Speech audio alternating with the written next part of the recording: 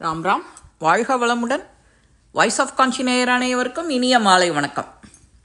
நமக்கு சில சமயம் குடும்பத்தில் ஒரு குழப்பம் இருக்கும். ஏதான நமக்கு சாபங்கள் இருக்கோ, முன்னோர்கள் சாபம், அந்த மாதிரி நாம் எதுவும் பண்ணாமல் மாட்டிக்காமல் இருக்கணும் அப்படின்னு பரிகாரத்துக்கு அலைவோம். அந்த மாதிரி பாவமே செய்யாத மனுஷா இந்த உலகத்தில் இல்லை.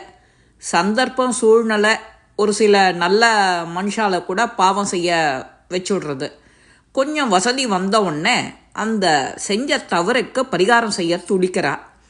அப்போது ஏதாவது தானம் செய்யலாம் அப்படின்னு மனம் திருந்தி வாழும்போது எந்தவித எதிர்பார்ப்பும் இல்லாத இருக்கிறவாளுக்கு அன்னதானம் அந்த புண்ணியங்களில் ரொம்ப சிறந்தது. அந்த புண்ணியங்களில் ரொம்ப சிறந்ததான அந்த அன்னதானத்தை இல்லாதவர்களுக்கும் மனவளம் குன்றியவாளுக்கும் தேடி போய் வயிறு நிறைய உணவு அளித்தா எல்லா வகை புண்ணியமும் உனக்கு கிடைக்கும், தோஷங்கள் நிவர்த்தியாகும். இது சாஸ்திரத்தில் இருக்குது. அன்னதானத்துக்கு அடுத்தபடியாக வஸ்திர தானம், ஆடையை தானமாக வழங்கலாம். அப்புறம் ஏழை பெண்ணோட திருமணத்திற்கு உதவி செய்கிறது, இது ரொம்ப சிறந்தது. இதெல்லாத்தையும் விட ரொம்ப சிறந்த புண்ணியம் வேணும் அப்படின்னு நினைக்கிறவங்க அநாத பிணங்களாக அடக்கம் செய்யலாம். இதனை செய்யறதுனால பிரம்மஹத்தி தோஷம் கூட விலகிடும். முன்னோர்கள் சாபம், இந்த பூர்வ ஜென்ம பாவம் இதெல்லாம் தீர்றதுக்கு பல விதமான மந்திரங்கள்லாம் இருக்குது. அந்த மந்திரங்கள் அமாவாசை அன்னைக்கு ஒரு குரு முகமாக ஒரு ஞாயிற்றுக்கிழமை ஆரம்பிக்கிறது ரொம்ப சிறப்பு. அப்படி முடியலை அப்படின்னா இயன்ற வரைக்கும் ஞாயிற்றுக்கிழமை அந்த மந்திரம் சொல்லி அந்த ஜபத்தை செஞ்சுட்டு வந்தால் அந்த பூர்வ ஜென்மத்தில் இருந்த பாவங்கள்லாம் தீரும். சுபகாரியங்களில் தடை நீங்கி நினைச்ச காரியம் கைகூடி விடும். இந்த சாபங்கள் நீங்கி மங்களமான வாழ்வும் உங்களுக்கு தொடங்க தெரியும். உங்களுக்கு ஒன்றொன்னா விலகி அந்த வழிவகை கிடைக்கும். முற்பிறவியில் நாம் செஞ்ச அந்த கர்மம் அப்படின்னு சொல்கிறோம் இல்லையா, கர்ம வினன், ஒரு மாத பௌர்ணமி அன்னைக்கும் குரு ஹோரையில் சித்தர்கள் நடமாடுற இடங்களில், அந்த சித்தர்கள் சன்னதிகளில் அங்கே போய் நீங்கள் தீபம் ஏற்றி மனம் குளிர வேண்டிண்டு தியானம் பண்ணிட்டு அதை பிரதட்சணம் வரத்துக்கு உங்களுக்கு சௌகரியமாக இருக்கும். 9, 18 அந்த மாதிரி பண்ணலாம்.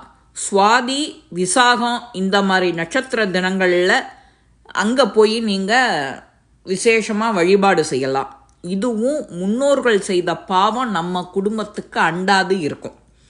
அதே போல் பசுவை வணங்கிட்டோ பசும்புல் பழம் இதெல்லாம் உண்ண கொடுத்தாலும் நமக்கு புண்ணியம் உண்டு. அதனால தான் அப்போல்லாம் ஒரு கிராமங்களில் வீடு இருந்தால் மாட்டுக்கொட்டகை இருக்கும், 4 பசுமாடு வச்சுருப்பா, 2 எருமை மாடு வச்சுருப்பா, ஒரு ஜோடி காளை வச்சுருப்பா, வண்டி வச்சுருப்பா, வயல் வாய்க்காடு எல்லாம் இருந்தது. இப்போ அதெல்லாமே இல்லை. அந்த மாதிரி பசுக்களுக்கு உணவு கொடுக்கணும். ஒரு கழநீர், காய் அலம்புறது, அரிசி களையிற தண்ணி இதெல்லாம் கூட நீங்கள் இப்போவும் காலனியில் இருந்தாலும் அப்பார்ட்மெண்ட்டில் இருந்தாலும் ஒரு பக்கெட்டில் வச்சு வாசலில் வச்சா வாசலில் போகிற மாடு ஏதானு குடிக்கிறதுக்கு வழிவகையாக இருக்கும்.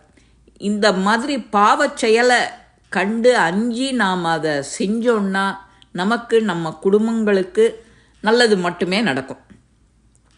அப்புறம் தீராத நோய் இருக்குது அப்படின்னாலும் அதுக்கெல்லாம் அந்த சாபம் நீங்கி நமக்கு நல்ல வழிவகை. அதுக்கு உங்களுக்கு பார்த்தா நீங்கள் இதை செய்ய ஆரம்பித்தாலே உங்களுக்கு தெரியும்.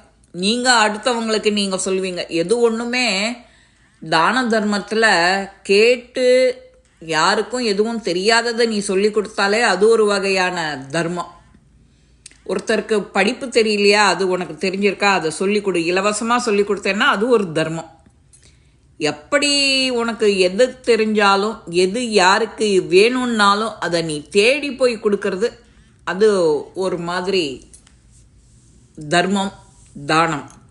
அதனால் எது காசு ஒன்று தான் செய்யணுங்கிறது கிடையாது. தானம் தர்மம்னா எப்படி வேணாலும் செய்யலாம். அதுதான் நம்ம புண்ணிய அக்கௌண்ட், அது மட்டும்தான் உங்கள் கூட வரும். அதில் யாருக்கும் சந்தேகம் கிடையாது. இந்த மாதிரி நாம் தான தர்மம் செஞ்சு நம்மளுடைய புண்ணிய கணக்கை சேர்த்துட்டோன்னா மேலே போகும்போது எந்த வித பயமும் இல்லாமல் நிம்மதியாக இருக்கும். இந்த பதிவும் உங்கள் எல்லாருக்குமே பிடிச்சிருக்கும். லைக் பண்ணுங்க, ஷேர் பண்ணுங்க, பெல் பட்டனை கிளிக் பண்ணுங்க, சப்ஸ்கிரைப் பண்ணுங்க, கமெண்ட்ஸ் பாக்ஸில் கமெண்ட்ஸ் போடுங்க. ஸ்ரீ மகாபெரிவா திருவடிகளே சரணம். நல்லதே நடக்கும். ஆனந்தமாக இருப்போம் நண்பர்களே. வாழ்க வளமுடன்.